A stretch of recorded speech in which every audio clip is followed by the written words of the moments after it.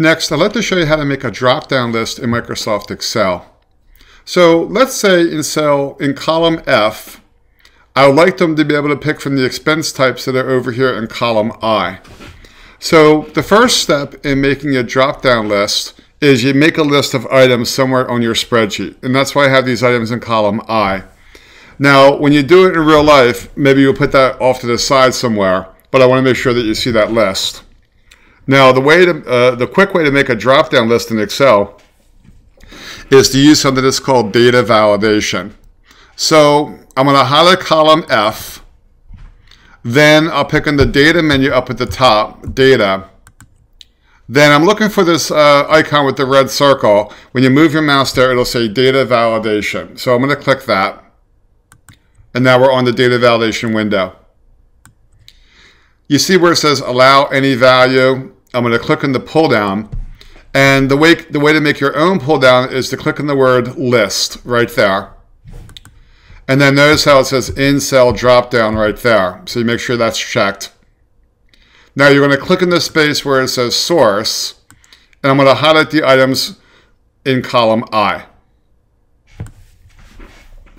So here I have the word list. Make sure the word in cell drop down is checked. Then for the source, it says I2 to I14, which is where your list is. I'm going to click where it says input message. And then for the title, well, that's the title of the window. But the really important one is the input message. I'll say, please pick one from the list. They're going to get that when they land in one of those cells. So you give them some kind of instructions in the input message. Then I'll click where it says error alert, and then I'll click where it says error message. This is an error message they're going to get when they typed in something different. So I'll say no, try again.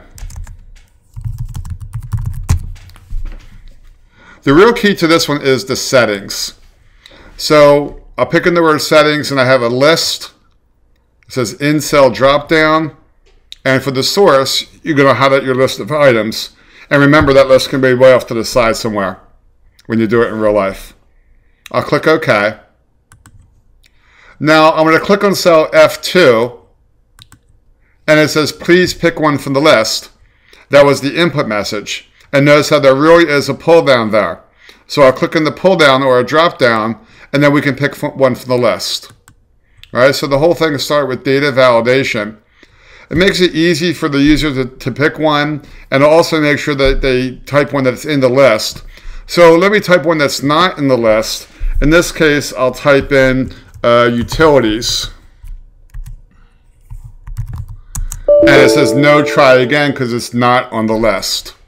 So not only does the pull down work, but they really have to pick one on the list, as you can see. So everybody, you're going to highlight your list of data that you want to, where you want the pull down to appear, and that can be one cell or a whole range of cells. And then you pick on data validation over here, and that is how you can make a drop down list here in Microsoft Excel.